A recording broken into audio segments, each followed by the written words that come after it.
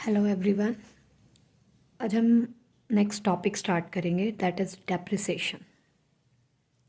Depreciation word जिसका मतलब होता है डिक्रीज़ होना।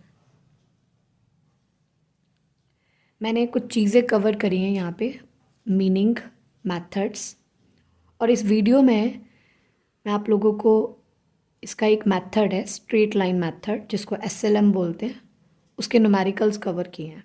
सो फर्स्ट ऑफ ऑल हम डेप्रिसिएशन वर्ड का मतलब समझ लेते हैं। अगर हम टेक्निकली बोलें तो डेप्रिसिएशन का मतलब है fall in the value of tangible fixed assets. बहुत सारे क्वेश्चंस हैं, टेंजिबल क्या होता है, फिक्स एसेट्स क्या होता है। सो अभी के लिए इतना याद रखो कि जो भी फिक्स एसेट होगा और टेंजिबल वाला, अगर जैसे जैसे हम उस एसेट को यूज़ करते हैं, टाइम बीतता है, यूज़ करते हैं, या कई बार कोई एक्सीडेंट हो जाता है, कई बार वो पुराना हो जाता है टेक्नोलॉजी वाइज, तो उसकी वैल्यू उतनी नहीं रहती जितने पे हमने उसको ख़रीदा था। तो वो जो डिक्रीज इन द वैल्यू होता है उसको हम क्या बोलते हैं, डेप्रिसिएशन। एक दो चीज़ें बताऊंगी आप लोगों को आगे प्रोसीड करने से पहले। हम बिजनेस में एक वर्ड यूज़ करते हैं, that is expenditure. Expenditure expense नहीं होता, ये वर्ड थोड़ा बड़ा है। एक्सपेंडिचर को आप आउटफ्लो बोल सकते हो, आउटफ्लो। एक्सपेंडिचर दो तरह के होते हैं। जब भी हम बिजनेस से रिलेटेड कोई भी खर्चा करते हैं, कोई भी आउटफ्लो करते हैं, तो वो दो तरह के खर्चे होते हैं। या तो वो रेवेन्यू एक्सपेंडिचर होगा, और या वो कैपिटल एक्सपेंडिचर होगा।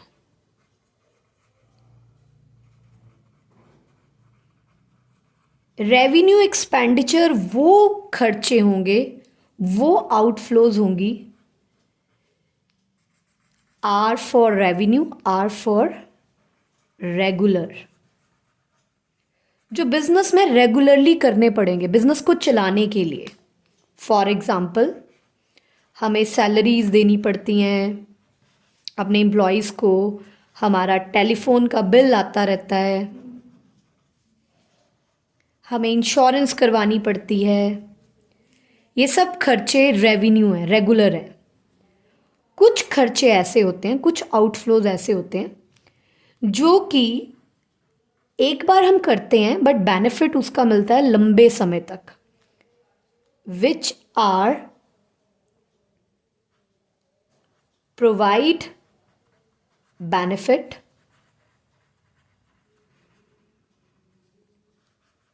For more than 1 year। इन खर्चों में जो अमाउंट इन्वॉल्व होता है वो भी अमाउंट बड़ा होता है। Example, purchase of machinery. आप मशीन खरीदते हो, वो भी आपका खर्चा है। आप सैलरी पे करते हो, वो भी खर्चा है। बट दोनों में डिफरेंस ये अंडरस्टैंड करना है कि सैलरी हमने 1 मंथ की सर्विसेज ली, 1 मंथ की सैलरी पे करी, उसका बेनिफिट सिर्फ इस मंथ में मिलेगा। बट मशीन जो खरीदी है, जिसका आउटफ्लो आज हुआ है, बट उसका बेनिफिट बहुत सालों तक होगा। सो बेसिकली ये जो कैपिटल एक्सपेंडिचर हैं, इन कैपिटल एक्सपेंडिचर्स में से जो हम टेंजिबल वाली चीज़ें खरीदते हैं, टेंजिबल वाली चीज़ें जैसे मैंने बोला मशीन, फर्नीचर, बिल्डिंग, इन एसेट्स पर, कैपिटल एक्सपेंडिचर में जो टेंजिबल वाले एसेट्स हैं, उन एसेट्स पर हम क्या लगाते हैं, डेप्रिसिएशन। डेप्रिसिएशन लगाने का रीज़न ही क्या है कि हम उसकी टोटल कॉस्ट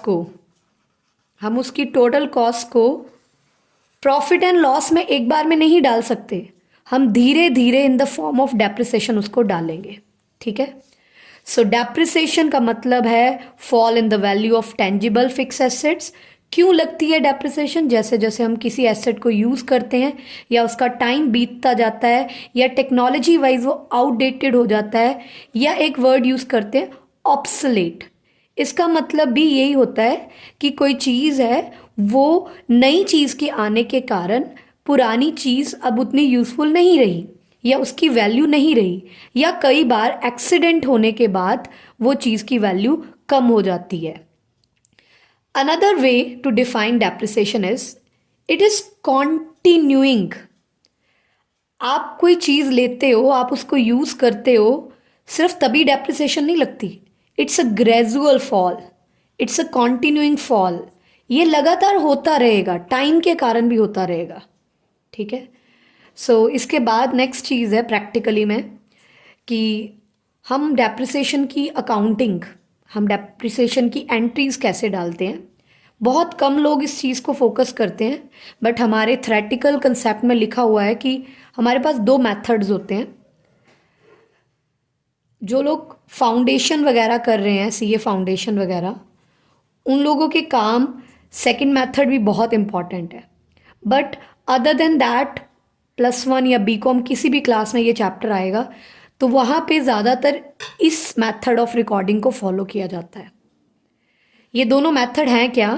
फर्स्ट मेथड में हम डेप्रिसिएशन को चार्ज करते हैं और वी कैन से क्रेडिटेड करते हैं एसेट अकाउंट में। एसेट अकाउंट में क्रेडिट करने का मतलब है we fall in the value of asset. यहाँ पे मैंने इसकी ट्रीटमेंट लिखी हुई है। डेप्रिसिएशन एक नॉमिनल खाता है, एक एक्सपेंस अकाउंट है, इसलिए एसेट के अकाउंट में डेप्रिशिएट होता है, क्रेडिटेड होता है। और दूसरी ट्रीटमेंट इसकी, ये प्रॉफिट एंड लॉस में जाता है। वो क्यों? कोई भी चीज़ जो नॉमिनल नेचर की होगी वो at the end of year कहाँ जाएगी? प्रॉफिट एंड लॉस में। तो हम इसकी जर्नल एंट्रीज क्या डालते हैं? डेप्रिसिएशन अकाउंट डेबिट, लॉस है, खर्चा है, डेबिट टू एसेट। डेप्रिसिएशन एक ऐसा खर्चा है जिसके लिए पैसे नहीं देने पड़ते, इससे सिर्फ एसेट की वैल्यू डिक्रीज होती है। सो इसकी journal entry depreciation to asset है। और दूसरी ट्रांजैक्शन इसलिए रिकॉर्ड करनी पड़ती है क्योंकि ये डेप्रिसिएशन खर्चा है, नॉमिनल नेचर की आइटम है, इसको at end of accounting year, जब हमारा साल खत्म होगा तो हम इसको प्रॉफिट एंड लॉस में ट्रांसफ़र करेंगे ताकि हमारे प्रॉफिट और लॉस क्या कर सके? जनरेट कर सके। इसी तरह से एक सेकंड मेथड भी है, इसको हम लेटर ऑन डिस्कस करेंगे। अभी सिर्फ फर्स्ट मेथड की तरफ फोकस करेंगे। ठीक है जी।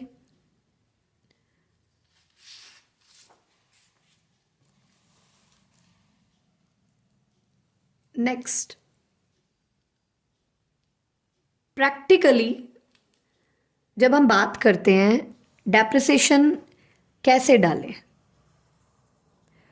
किसी को लगेगा कि मेरा एसेट 10 साल चलेगा, किसी को लगेगा मेरा एसेट 20 साल चलेगा। तो अकाउंट्स में बहुत सारे एस्टिमेट्स लेने होते हैं और अकाउंट्स में मेथड्स डिफाइंड हैं। वो जो मेथड्स हैं, वो जो वर्ड आप बोलते हो अकाउंटिंग स्टैंडर्ड्स, उन अकाउंटिंग स्टैंडर्ड्स में मेथड लिखे हुए हैं। हम लोगों को उनमें से कोई एक मेथड एप्रोप्रिएट जो है वो चूज करना पड़ता है।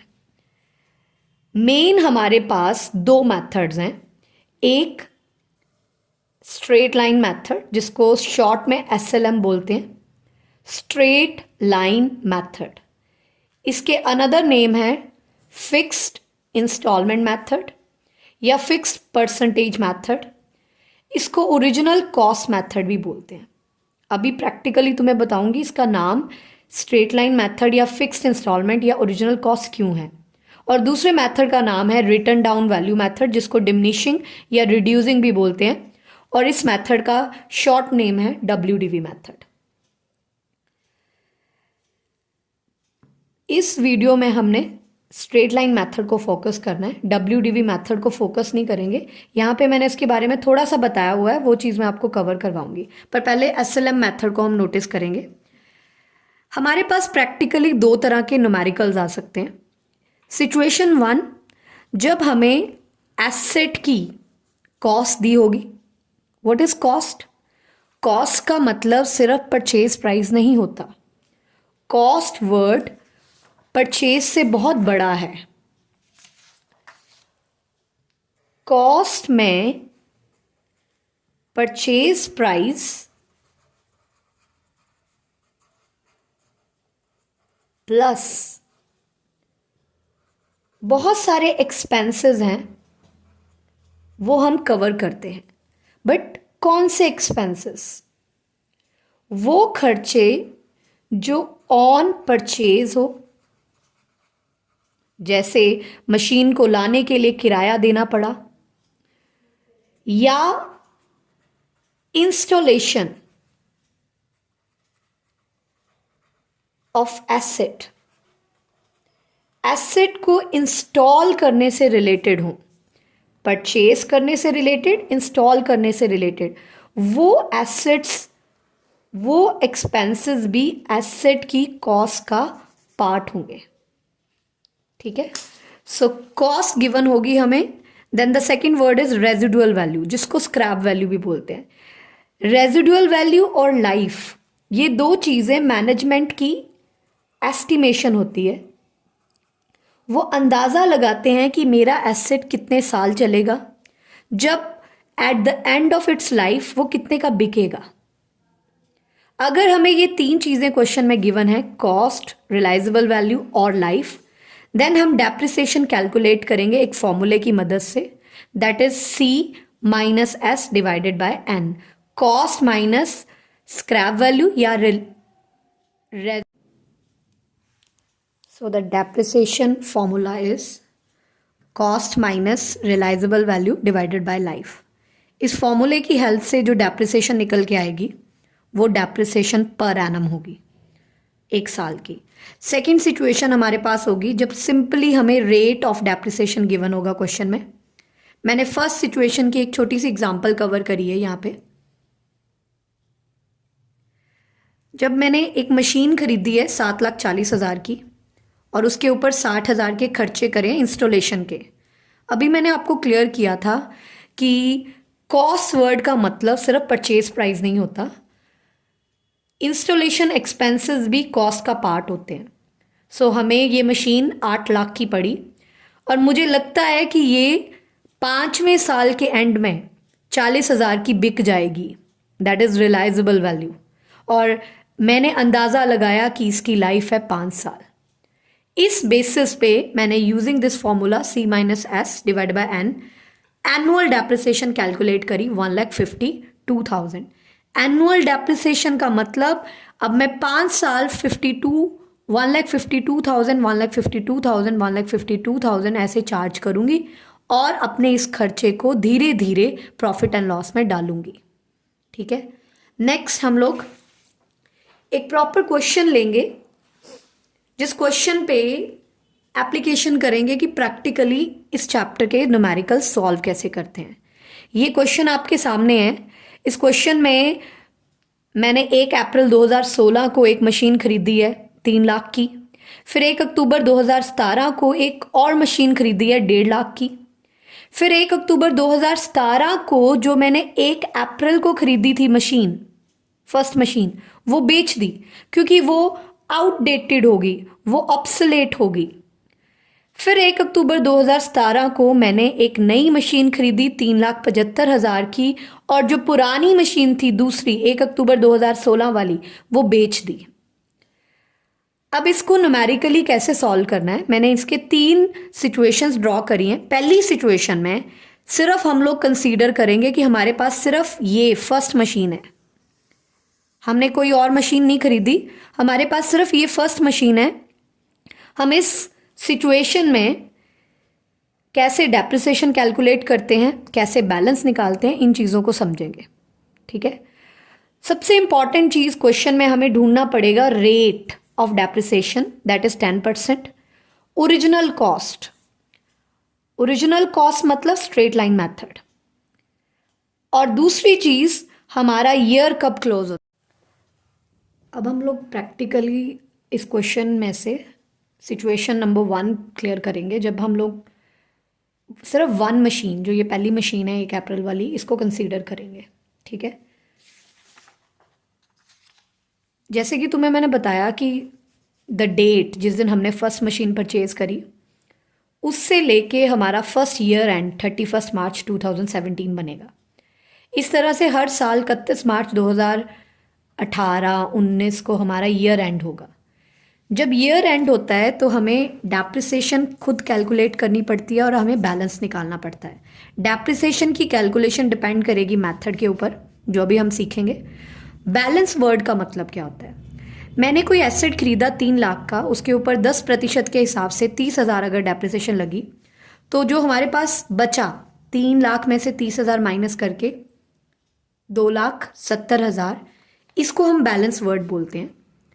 इस 2,70,000 को हम रिटर्न डाउन वैल्यू भी बोलते हैं, बची हुई कीमत, और इसी को बुक वैल्यू बोलते हैं। ये आप लोगों को आगे काम आएगा word, what is book value, ठीक है। सो अब इस चैप्टर में न्यूमेरिकली हमने करना क्या है। हमने एक मशीन खरीदी 1 अप्रैल 2016 को, जिसका नाम मैंने M1 दिया है। ये देना कोई ज़रूरी नहीं है, ये हमारी मर्जी है। मैंने इसको M1 लिख लिया, 3 लाख की। और कोई मशीन खरीदी नहीं, कोई और मशीन ना नई आई ना कोई पुरानी बेची। तो अगर सिर्फ ये सिचुएशन है तो मशीनरी का अकाउंट कैसे ड्रॉ होगा? जब हम मशीनरी खरीदते हैं तो जर्नल एंट्री पड़ती है machinery account debit to bank. तो हम मशीनरी के अकाउंट में 1 अप्रैल 2016 को लिखेंगे टू बैंक 3 लाख रुपए।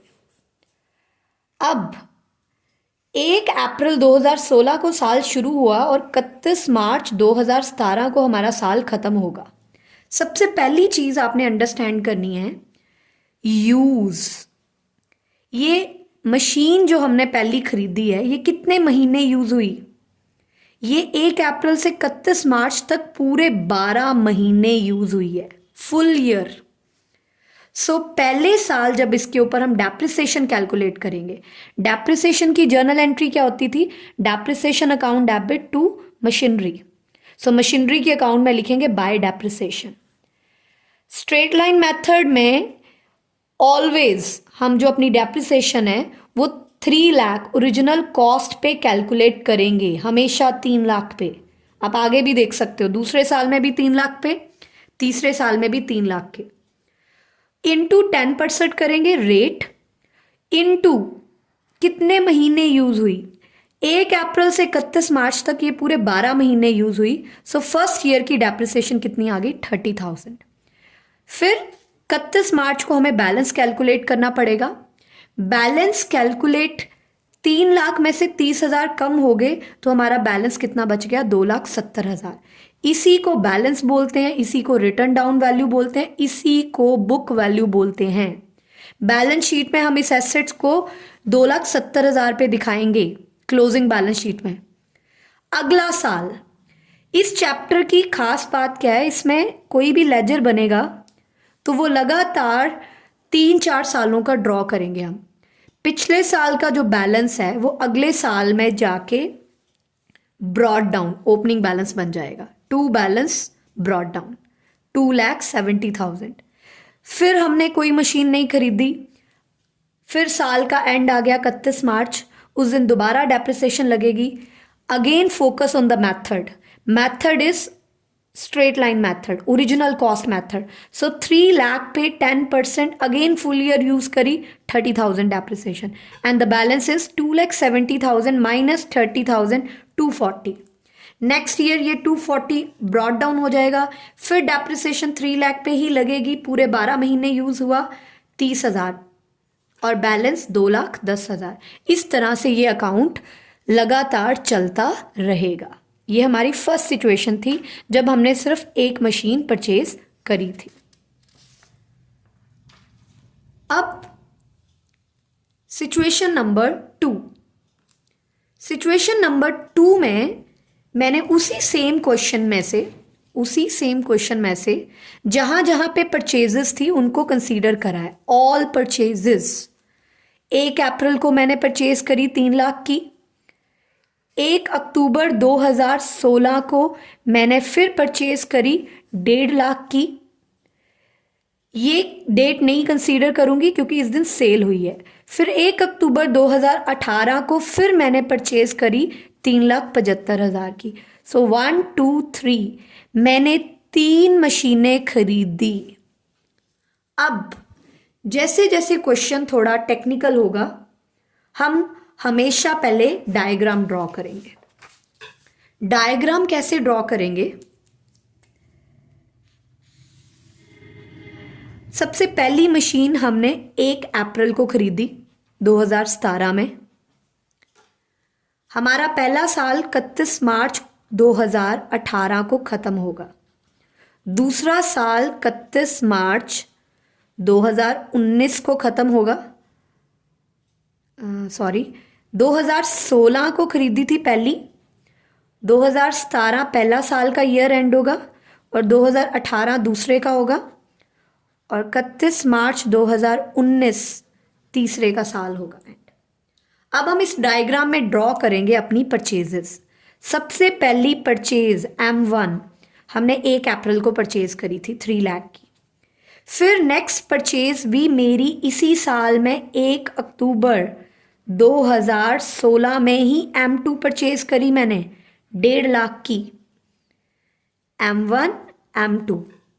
फिर मैंने तीसरी मशीन 1 अक्टूबर 2018 में परचेज करी M3 3,75,000 की। इस तरह से हम अपनी ट्रांजैक्शंस की डेट्स को अंडरस्टैंड करेंगे। अब इसका अकाउंट कैसे ड्रॉ करेंगे? सबसे पहली चीज़, 1 अप्रैल को हमने फर्स्ट मशीन परचेज करी टू बैंक। आप लोग एक चीज़ और कंसीडर कर रहे होगे कि मैंने कहीं लिखा नहीं है कि मैंने मशीन चेक से पे करी, but we are using the word bank. It's a assumption.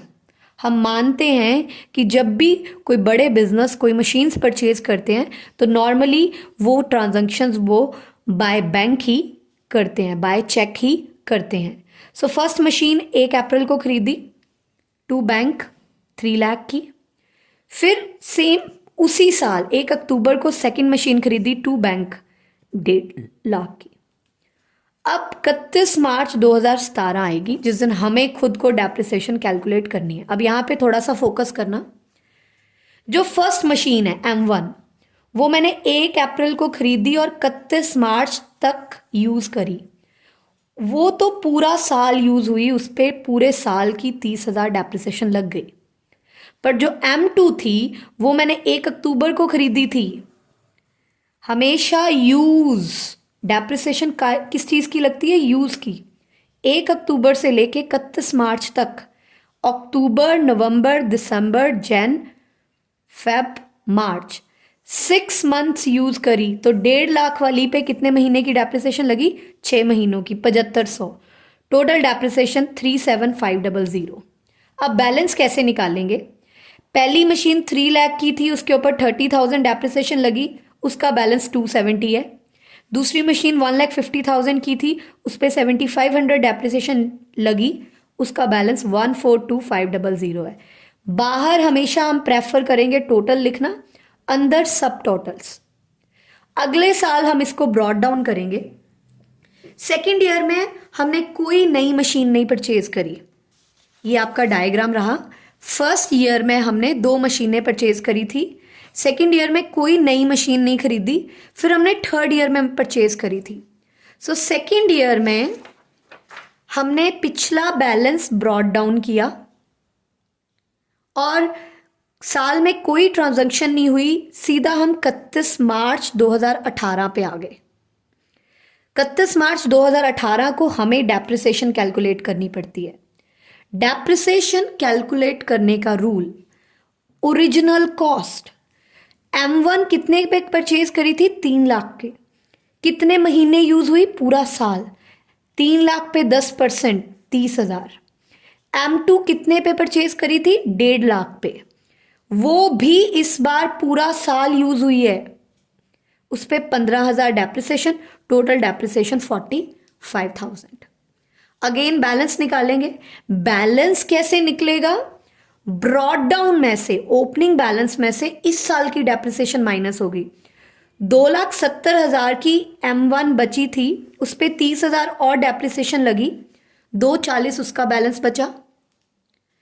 M2 142500 की थी, उस पर 15,000 और डेप्रिसिएशन लगी, 127,500 उसका बैलेंस बचा। Total balance is 367,500। अगले साल फिर इसको ब्रॉड डाउन करेंगे। हमारे पास दो मशीनें M1 M2 थी। तीसरे साल में हमने एक और M3 परचेज करी 1 अक्टूबर 2018 को। फिर 31 मार्च आ गई। अब हमारे पास 3 मशीनें हैं, M1 M2 M3। M1 original cost 3 lakh के ऊपर 10% पूरा साल यूज हुई।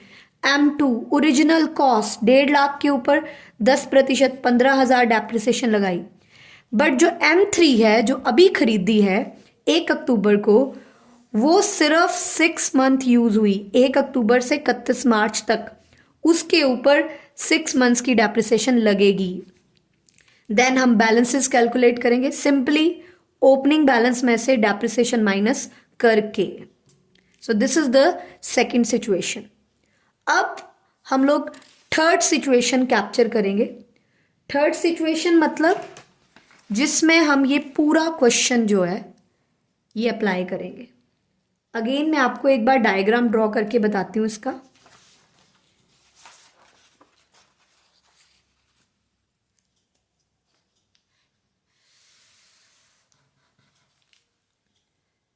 एक अप्रैल 2016 इस दिन हमने M1 परचेज करी 3 लाख की। ये पहला साल हमारा खत्म होगा 31 मार्च 2017 को। दूसरा साल हमारा खत्म होगा 31 मार्च 2018 को। और तीसरा साल हमारा खत्म होगा 31 मार्च 2019 को।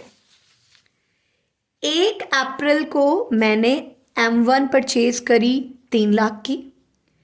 1 अक्टूबर 2016 को इसी साल 1 अक्टूबर 2016 को इसी साल मैंने M2 भी परचेज करी 1,50,000 की। उसके बाद 1 अक्टूबर 2017 दूसरे साल में 1 अक्टूबर 2017 को जो मेरी 1 अप्रैल 2016 वाली मशीन थी, मतलब टॉकिंग अबाउट M1, जो M1 थी वो मैंने बेच दी। 1 अक्टूबर 2017 को दूसरे साल में मैंने M1 को बेच दिया। फिर 1 अक्टूबर 2018 तीसरे साल में 1 अक्टूबर 2018 को मैंने एक M3 परचेज करी 3,75,000 की। और इसी दिन मैंने M2 जो थी मेरी 1 अक्टूबर 2016 वाली, वो मैंने बेच दी। So now the position is this. ये मेरा पहला साल है, इसमें मैंने M1 परचेज करी, M2 परचेज करी। दूसरे साल में मैंने M1 बेच दी। तीसरे साल में मैंने M3 परचेज करी और M2 बेच दी। अब इसको हम किस तरह से सॉल्व करेंगे?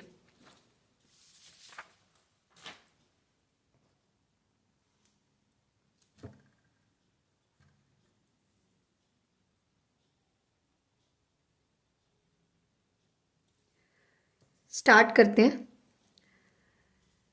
1 अप्रैल 2016, सिर्फ इस डायग्राम से ही हम अपना पूरा क्वेश्चन अंडरस्टैंड कर सकते हैं। 1 अप्रैल 2016 को मैंने 2 बैंक M1 परचेज करी 3 लाख की।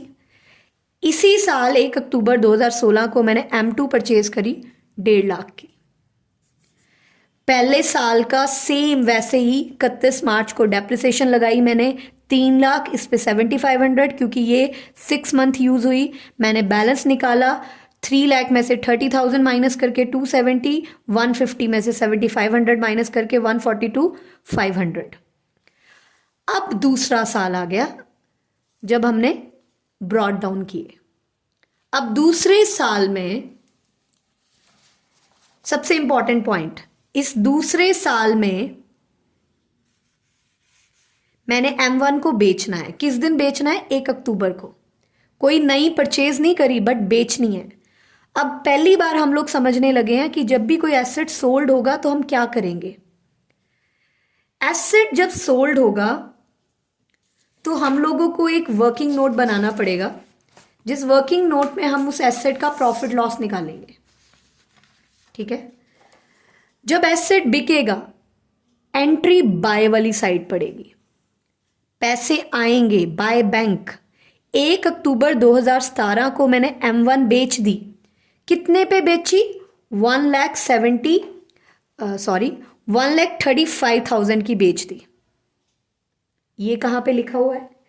ये हमारे क्वेश्चन में लिखा हुआ था। 1 अक्टूबर 2017 को मैंने फर्स्ट मशीन बेच दी 1,35,000 की। ठीक है जी। तो बाय बैंक कितने पैसे आ गए? 135। आज ये फर्स्ट मशीन खत्म हो जाएगी तो क्या इस पे डेप्रिसिएशन लगनी चाहिए आज? हाँ। क्यों लगेगी डेप्रिसिएशन? क्योंकि 1 अप्रैल से लेके 1 अक्टूबर जब हमने बेची है, ये 6 मंथ यूज हुई, तो 6 मंथ की इस साल भी इस पे डेप्रिसिएशन लगेगी। यूज, चाहे आप एसेट बेच रहे हो, पर आप एसेट बेच रहे हो 1 अक्टूबर को, 1 अप्रैल से लेके 1 अक्टूबर तक 6 महीने यूज करके बेच रहे हो, तो 6 मंथ की और डेप्रिसिएशन लगेगी इस पे 15,000। और तीसरी चीज, जब एसेट बिकेगा तो हमें निकालना पड़ेगा हमें प्रॉफिट हुआ एसेट बेचने पे या लॉस। अब वो प्रॉफिट लॉस निकालने का तरीका क्या है? उसके लिए हम एक वर्किंग नोट बनाएंगे। Working note number 1, profit and loss on sale of M1, जो मैंने मशीन 1 ली थी। प्रॉफिट लॉस निकालने का फॉर्मूला क्या होता है? Selling price minus WDV। अब सबसे इंपॉर्टेंट चीज, जो मुझे सेलिंग प्राइस चाहिए वो 1 अक्टूबर 2017 का चाहिए, और जो मुझे WDV चाहिए, बैलेंस चाहिए, वो भी 1/17 का चाहिए। मेरे पास 1 अक्टूबर 2017 का सेलिंग प्राइस है 137,000। क्या मेरे पास 1 अक्टूबर 2017 की बैलेंस है, WDV है? M1 की ये जो वैल्यू दी है 2,70,000, ये 1 अप्रैल की वैल्यू है। मुझे 1 अक्टूबर की वैल्यू चाहिए। उसके लिए मैं साइड पे 2,70,000 में से और 6 मंथ्स की जो ये डेप्रिसिएशन कैलकुलेट करी इस साल, वो माइनस करूंगी। देन मेरी 1 अक्टूबर की वैल्यू कितनी आ गई? 2,55,000। बेटा कंपैरिजन शुड बी इक्वल। 1 अक्टूबर 2017 को 1,35 पे बिक रही है, तो WDV बैलेंस भी मुझे 1 अक्टूबर का ही चाहिए, 2,55,000। सो मेरी लॉस पे एसेट बिका 1,20,000। अब ये लॉस मैं कैसे शो करूंगी? लॉस अकाउंट में इसी दिन 1 अक्टूबर को बाय P&L लॉस आएगा 1,20,000। सो जब भी एसेट बेचेंगे 3 ट्रांजैक्शंस आएंगी। बाय बैंक कितने पे बिका, बाय डेप्रिसिएशन जितने महीने यूज हुआ फिर बिका, और बाय प्रॉफिट एंड लॉस, अगर लॉस आया और अगर प्रॉफिट आया तो 2 प्रॉफिट एंड लॉस। फिर 31 अक्टूबर के बाद 31 मार्च आ जाएगी, जिस दिन हम डेप्रिसिएशन लगाएंगे। अब M1 तो बिक गया है, खत्म हो गया है, हमारे पास सिर्फ M2 बचा है।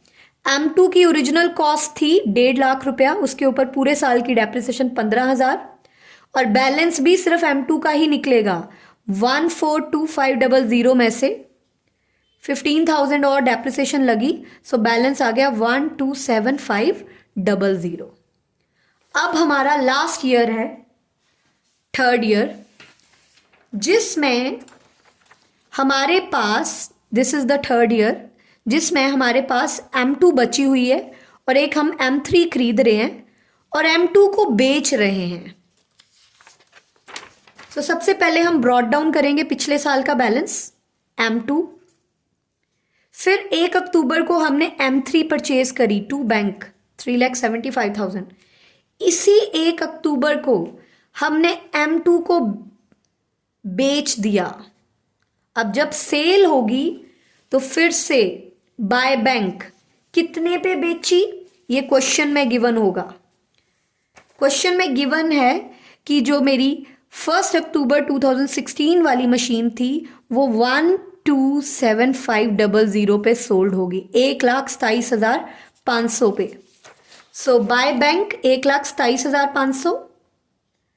क्या इस पे डेप्रिसिएशन लगेगी? 1 अप्रैल से लेके 1 अक्टूबर तक ये 6 मंथ इस साल यूज हुई है, तो इस पे हाफ ईयर की डेप्रिसिएशन 7,500 लगेगी। अब इसका प्रॉफिट होगा या लॉस वो हम लोग कैलकुलेट करेंगे वर्किंग नोट में। Profit and loss of M2। Selling price 1 अक्टूबर का चाहिए, वो गिवन है क्वेश्चन में 1,27,500। WDV भी मुझे 1 अक्टूबर की चाहिए, बट मेरे पास WDV तो 1 अप्रैल की है 1,27,500। इसमें से जो 6 मंथ की डेप्रिसिएशन 7,500 है वो और डिडक्ट होगी।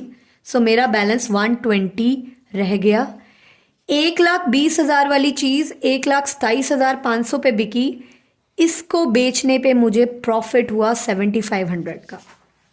प्रॉफिट हम 2 वाली साइड शो करते हैं, 2 P&L प्रॉफिट 7,500। अब मेरी M2 खत्म हो गई है। 31 मार्च को जब मैं डेप्रिसिएशन लगाऊंगी तो सिर्फ M3 पे लगेगी। M3 इस साल परचेज करी है 1 अक्टूबर को, तो उसके ऊपर 6 मंथ डेप्रिसिएशन लगेगी। जब मैं बैलेंस निकालूंगी वो भी M3 का निकलेगा, 3,75,000 माइनस 18,750, दैट इज 356,250। ठीक है जी। नेक्स्ट वीडियो में हम लोग WDV मेथड डिस्कस करेंगे। कोई भी नया टॉपिक्स करते हो उसको मिनिमम 2-3 टाइम्स रिकॉल करा करो, तब वो चीज़ें समझ आनी स्टार्ट होती हैं। होप आप लोगों को समझ आया हो। Thank you so much.